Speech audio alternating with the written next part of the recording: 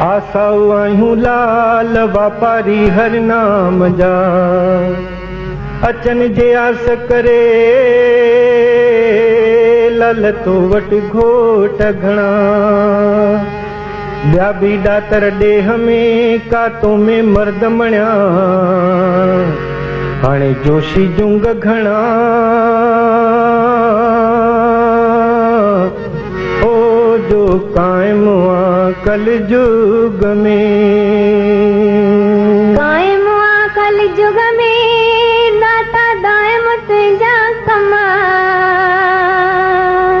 ओ कायम आ कल जुग में दाता दायम तुंहिंजा कम। उतारी अरवाह को लालण गामो लाही गम, हाणे रखजे लाज शर्म। ओ जो ढकिए साण गुज़ार माता विकाणस वेही, पुरुष पुजाए जे पंहिंजराज सुमर सभेई। मंगल दी महाराज खे अज मन महर पई, बुधर थो बाजू करे मुंहिंजो आदिल अहिड़ो ई। विस्पत वेसूरन जूं अची मजूं मेटियाई, थारो रात थान में संगत खे दर्शन ॾिनाई। छंछर छुगेड़ल जी मुंहिंजी सोभ्या थम न्यारी, हाणे जेको अचे पेई ओ तंहिंजा लथा गम गोपाल चवे। पुत्र खां थी आयो मुंहिंजो सूदो सांवल शाह, वण टिण सभु सावा थी आज साओ थियड़ुम गाह। ओ माउ चवे थी पुट खे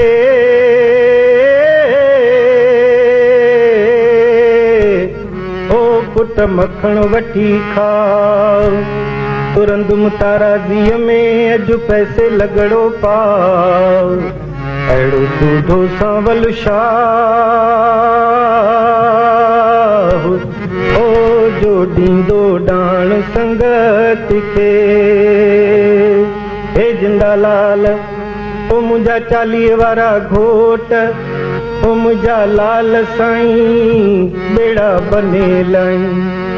सभिनी जी आस पुॼाई दर तुंहिंजे तां सवाली, मिठड़ा को न वञे थो खाली। मुंहिंजा लाल साईं सभ जा पलव घर, सॼी संगत जो पलव, माई भाई जो पलव, शेवाधारनि जो पलव, जय वारनि जो पलव, टिप्स वारनि जो पलव, असांजे बानीकारनि जो पलव। हे जिंदालाल असां कलाकारनि जो पलव, जेके आया आहिनि तिन जो पलव, जेके विया आहिनि तिन जो पलव, जेके न आया आहिनि तिन जो बि पलव। हे जिंदालाल सभिनी जी रहिजी अचे सुख सां रहिजी अचे। छो त जब तूं अजब तेरी वॾियाई, लख 52 लख 52 लख खड़े हैं सवाली। निर्धन को धन दे खावंद, निपुत्रा को पुत्र दे खावंद। कुआरा मंगाए मंगन खे मोर बधाए, पणियलनि जा पींघड़ा लोड। जिन खे ॾिना थी तिन खे बख़्श, ऐं जिन खे न ॾिना थी तिन खे ॾेई सिकलाए। छो त तूं लालो ई लाल रतो रही मुरंग में, करोड़े कए केतिराण लाइक भी निहाल। हाणे जाॾे करी मुख्याल से भी रंगे पंहिंजे रंग में। मुंहिंजा जोतिन वारा सभिनी जो पलव, हे जोतिन वारा सभिनी खे पंहिंजे हलंदी हलाए। कंहिंजो मोहताज न कर वॾी आवर जा, हे जोतिन वारा असांजे भगवंतीअ जी आवर जा वॾी करणी, जीअं ॻाईंदी रहे असां वॼाईंदा रहूं। हे जोतिन वारा लाल साईं पलव घाई, छो त तुंहिंजे गंज में आ कमी कान काई। तुंहिंजो दर सखा जो खुलियलु आ सदाई। करी शाह प्यादा ॾी प्यादनि खे शाही, जहिड़ी तुंहिंजे मन में थींदी नेठ साई।